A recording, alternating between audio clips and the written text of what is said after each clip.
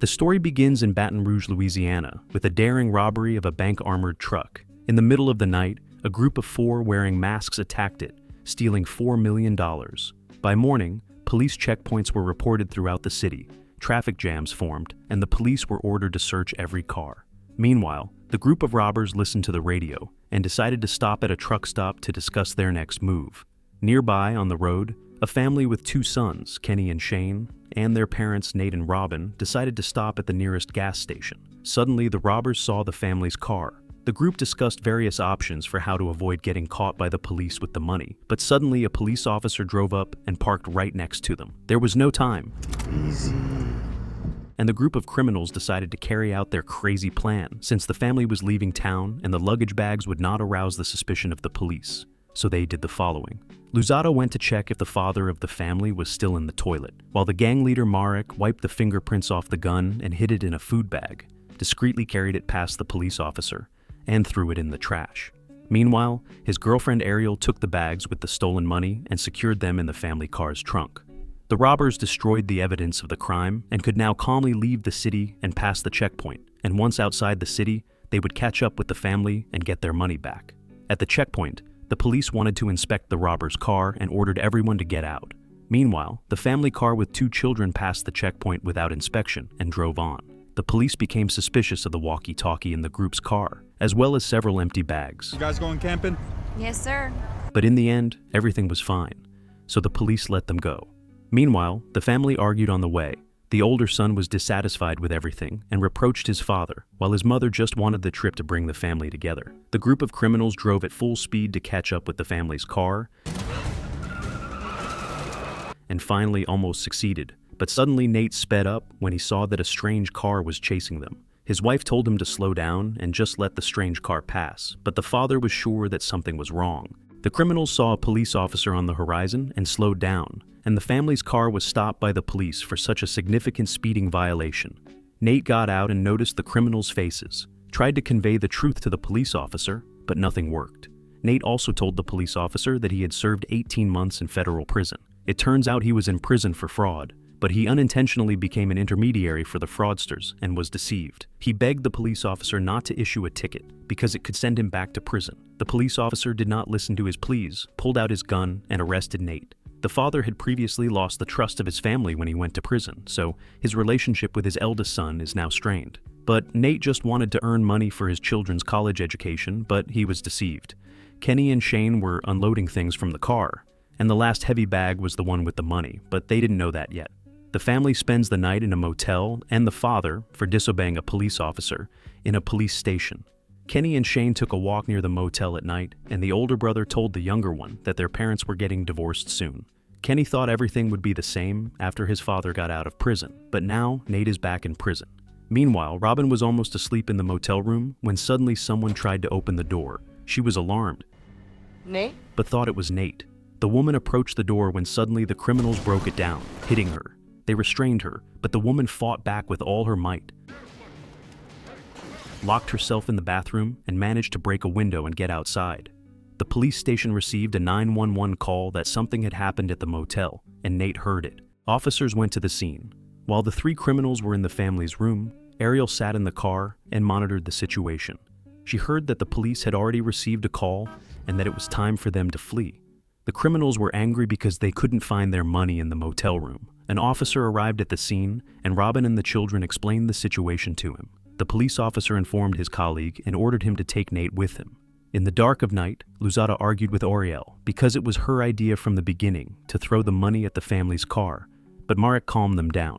Nate reunited with his family, and they wondered what the criminals could want from their family. The police were nearby and advised them to go home. The whole family wanted to go home, but Nate didn't. He wanted to continue the trip and still reach their destination of camping and relax together. He wanted to fix everything and create good new memories together. His speech convinced the family. In the morning, the police provided a police escort for them. The officer wished them a safe journey and apologized. The criminals watched the family's car, waited until the police stopped the escort at the city limits, and then sped after the family. Nate stopped the car to rest and check the luggage. The children were watching an alligator in a pond when Robin suddenly wanted to close an open bag. It was the criminal's bag with the money. She saw a pile of dollar bills and now drew her own conclusions. The mother ordered the children to get into the car as quickly as possible. She immediately accused Nate, thinking that he had stolen the money. She lashed out at her husband, got into the car, and drove away with the children, leaving Nate and the bag in the middle of the road. Nate didn't understand what was going on and was shocked. He approached the bag and saw the money. He called his wife, but she didn't answer the phone. It was a complete misunderstanding. His sons also didn't understand what was going on, and their mother only confused them with her false conclusions. Nate took the bag and walked down the road. He threw the bag aside when he suddenly heard a car behind him and jumped into the woods to the side so they wouldn't notice him. He was walking along the pond when he suddenly saw an alligator. Meanwhile, on the road, Shane was calming his mother down, telling her to go back for his father. Suddenly, the criminal's car crashed into them, ramming them at high speed in an attempt to finally get the money back. Robin braked and told the children to run away. Lozada looked for the bag, and Evers ran after Kenny and Shane and finally caught up with them. Merrick immediately noticed that Nate's father was gone, and so was the bag. He asked Robin why she had left him and threatened her. Shane got into a fight, hitting Evers and taking the knife, but his efforts were in vain and Merrick disarmed him. Robin explained everything, and Merrick wants to go look for the money. Nate noticed a man on a motorboat and shouted for help, but no one heard him. He continued on his way through the dense forest and threw the money into a hollow tree stump. Merrick and Ariel got into Robin's car, and the children's mother begged them to forgive her husband, but Merrick didn't understand what she was talking about. Shane decided to ask directly if it was Nate who stole their money, but he got no answer. Nate saw his family's car, but the criminal's car was already behind him, and they almost ran him over. Lozada aggressively demanded to know where the money was, and Nate wanted safety for his family. Lozada cut off Nate's finger, and his wedding ring fell out. Evers calmed his partner down, and the three of them got into the car. They called Marek and told him about Nate. Lozada didn't trust Marek, thinking that he and his girlfriend were planning to take all the money and split it between them. Evers didn't think so he just reassured his partner. They all met up, and Robin apologized to her husband. It's all right. Please. Nate told that he would show them where he had hidden the money, but when he returned to that tree, it was gone. It was a complete failure. Nate bargained with the criminals, coming up with a plan to trick them. The money for my family. Yeah, so where's the money? Since he didn't have the money, but Merrick and Lozada began to argue over leadership. Ariel was sitting in the car with Robin and the children, and when she saw the argument, she went out to her gang, and Robin seized the moment and stepped on the gas. Ariel grabbed onto the car, but Shane pushed her away, and Nate seized the moment, running up to the car while the gang was arguing, and he managed to get inside. The gang took their phones, so calling 911 is impossible, and the car was overheating. Nate decided that the best plan now would be to return to Greenwood Springs, where the police would help them, but to do that, they had to turn around.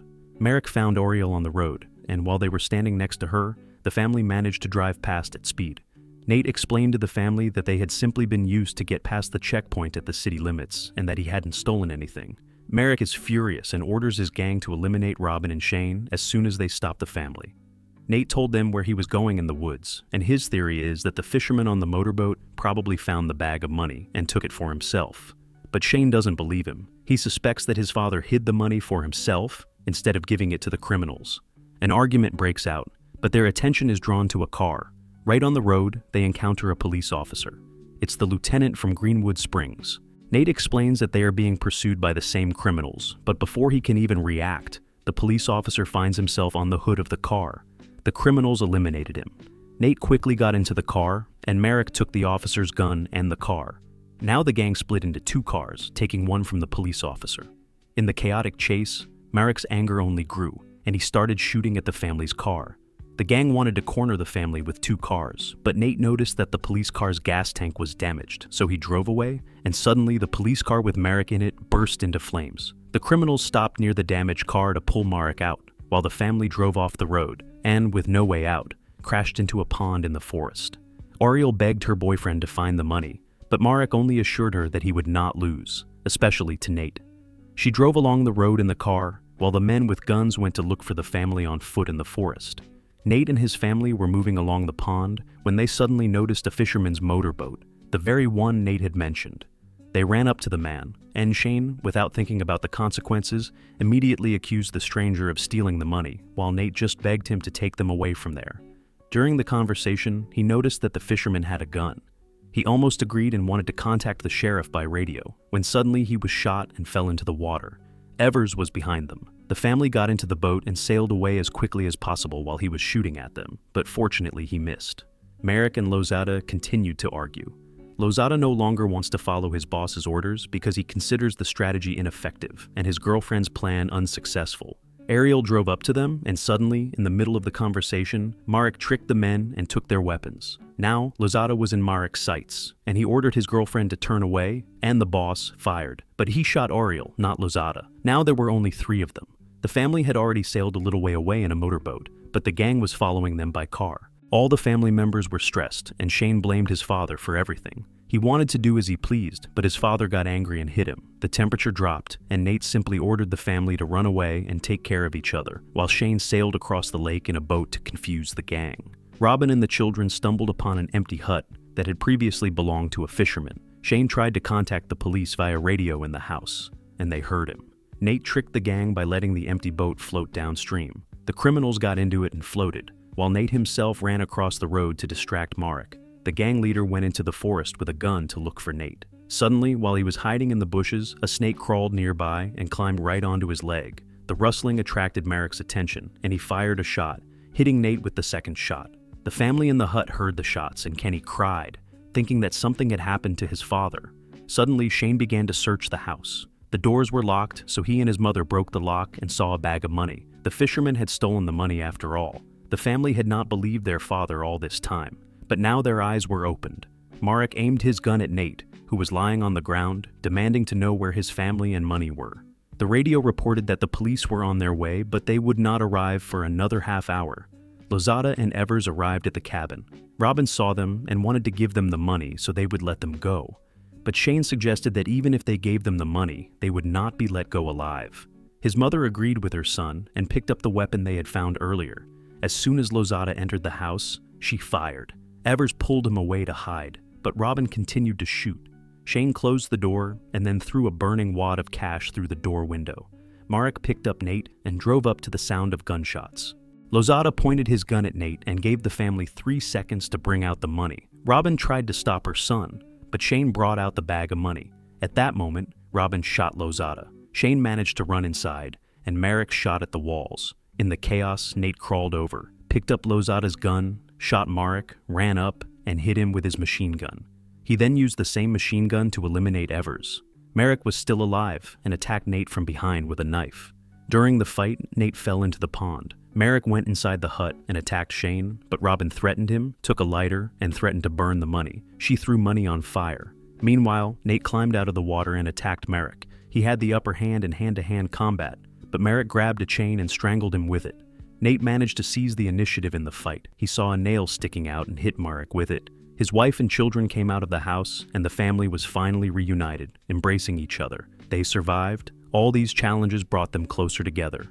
And now, they will surely appreciate each other much more. Thank you for watching. Don't forget to like and subscribe to the Movie Fist channel so you don't miss out on new interesting movie plots.